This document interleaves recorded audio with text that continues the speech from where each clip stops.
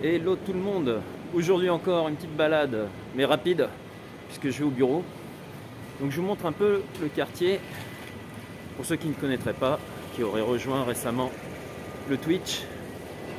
Donc ici on est à Nakameguro. Nakameguro, c'est là où on a notre bureau depuis maintenant 3 ans.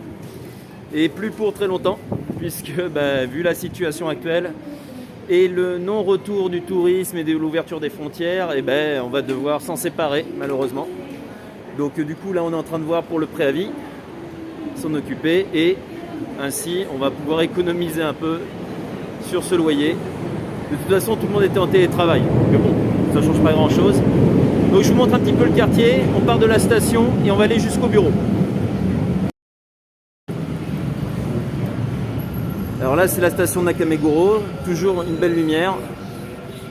En ce moment, aujourd'hui c'était un petit peu plus couvert. Et en fait quand on sort de la station, on arrive en face au Starbucks qui fait Tsutaya. Il faut savoir, Starbucks est beaucoup associé à Tsutaya pour faire des sortes de café-librairie. Donc, le petit comptoir emporté, c'est joli. Et en fait, c'était les petits cafés étaient en train de prendre le pas sur les Starbucks. Donc ils ont eu cette idée de s'associer avec Tsutaya, une sorte de Fnac, librairie, pour pouvoir lutter comme ça contre l'émergence des petits cafés.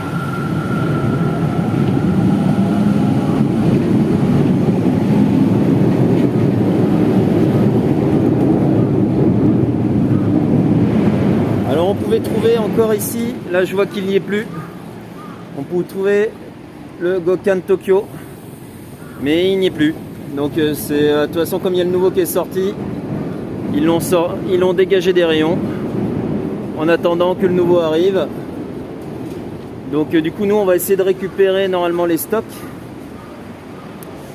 les invendus, parce que d'habitude c'est détruit, et on va essayer donc de les récupérer, histoire de... Parce que c'est dommage quand même d'avoir des beaux magazines qui finissent à la poubelle. Allez, on va passer par là. Donc pourquoi ça finissait à la poubelle les Gokan quand ils étaient invendus? C'est tout simplement que les librairies, au lieu de renvoyer le magazine, ils déchirent la première page, comme quoi pour bien prouver qu'il a été invendu, et ils envoient juste la première page, du moins la couverture, au distributeur qui du coup va rembourser après le dit magazine.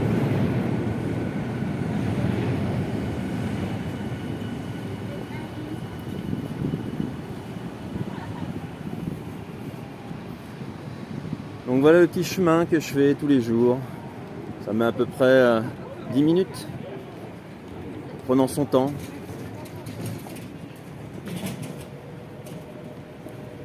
Donc le canal de Nakameguro qui est connu pour ses cerisiers, mais là forcément, là il n'y a plus de rien. C'est l'hiver qui s'installe. Donc il reste encore quelques feuilles, mais plus grand chose. On a beaucoup d'izakaya comme ça dans le coin. Malheureusement beaucoup ont fermé aussi. Comme ça. À côté aussi. Là il y en avait un sous les voies. Il y a toujours de la lumière, mais je vois jamais d'activité dedans. Donc je crois qu'ils font de l'événementiel seulement maintenant. Là ça détruit. Il y avait beaucoup d'entreprises en fait le long du canal. C'était pas le quartier chic à proprement parler, ici Nakameguro. Avant c'était plutôt le quartier assez pauvre. Et le quartier chic c'était au-dessus. Instable dû à un réseau mauvais. Ok. Est-ce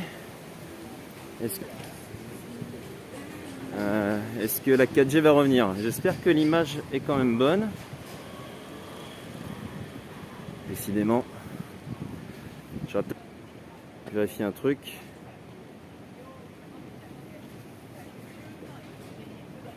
Ah, c'est bon.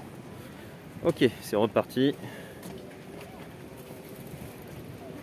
On a vu un vélo Mamachali avec le porte-bébé à l'avant. Il y en a un à l'avant, un à l'arrière. Donc en ce moment il y a des travaux, ils sont en train de nettoyer le canal. Je vais montrer, on va voir au prochain pont.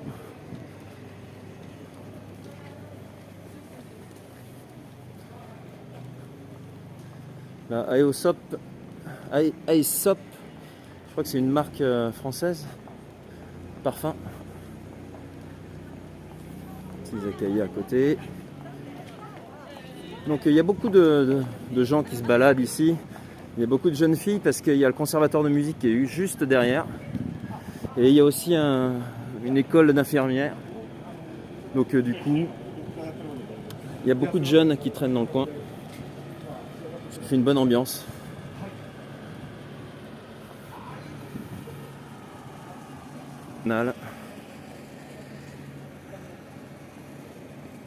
Ouais, même l'hiver, c'est assez sympa. Hop là. Là, l'hôtel Chocolat. Je sais pas si c'est un Belge ou un Français parce que j'ai vu que le patron était étranger. Mais jamais revu après l'ouverture. Donc je pense que c'est une franchise. Et le staff malheureusement change souvent. Donc quand on sympathise avec quelques vendeurs et autres, et ben, le mois d'après c'est plus les mêmes. Ça change mais tout le temps, je sais pas pourquoi. Alors est-ce que le management n'est pas terrible et du coup ils se barrent tous, je sais pas. Petit izakaya dédié au poulet. Et alors ils font pas que des yakitori, ils font plein de trucs de poulet. Il est assez sympa, c'est une vieille maison avec un joli érable. On peut se poser comme ça pour ceux qui sont pas frileux. Avant c'était impossible d'y aller le soir, toujours blindé de monde. Et depuis le coronavirus, ça va, on a de la place. Il y a eu beaucoup de fermetures ici. Plein de restaurants qui sont fermés définitivement. Entre midi et deux, on allait souvent prendre le curry au Indian Curry. Et c'était bon. Malheureusement, ça y est, c'est fermé définitivement. Donc c'est fini.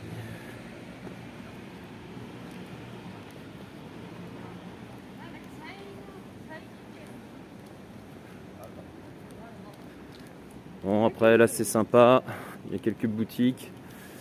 Ici, boutique de tenue par des jeunes. Ils font des trucs branchés, ils font des fois des expos. Là ici j'ai l'impression que c'est les mêmes proprios, en tout cas ils se connaissent bien. Ils sont souvent en train de squatter ensemble. Boutique de vêtements. Donc oui, avant en fait ici c'était beaucoup d'usines. Ah ouais, mais tiens, je peux montrer un peu à quoi ça ressemble. Là on arrive quasiment au bureau, le bureau est juste derrière. Hello Japanzik, konnichiwa. Nous c'est quasiment Kanbawa hein, à l'heure qu'il est. Puisque le soleil dans 1 heure il est couché. Normalement jusqu'au 20 les journées se raccourcissent et après ça s'allonge de nouveau. Je vais vous montrer un peu à quoi ça ressemblait le quartier avant. Il y a quelques restes ici à côté. Le bureau est juste derrière mais je vais faire un petit détour pour montrer. J'ai l'impression que tu es tout seul hein, Japanzik. Personne d'autre qui a l'air connecté. Livreur Sagawa.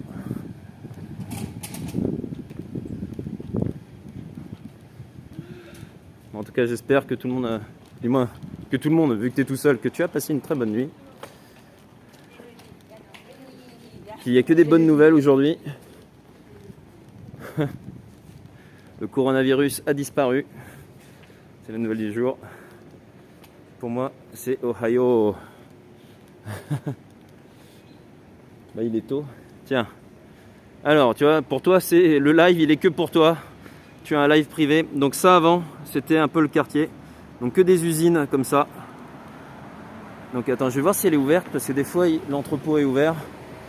Faut voir à l'intérieur, non, c'est fermé. Donc on voit les grandes portes d'entrepôt là-bas où les camions se chargeaient. Mais il n'y a plus rien en fait dedans. C'est complètement vide. Et on dirait un chantier, mais non, elle est toujours active, l'usine.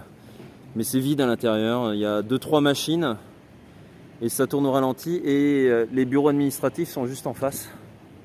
Et donc le quartier, c'était quasiment que des trucs comme ça, que des usines de ce style-là. Et donc du coup, c'était vraiment pauvre. Et après, ils ont tout rasé, ils ont fait plein de bâtiments modernes comme ça, tout en béton, tout joli. Et ça a complètement changé le style du quartier. Un magasin de fringues, vélo. Il y a des trucs de fitness aussi.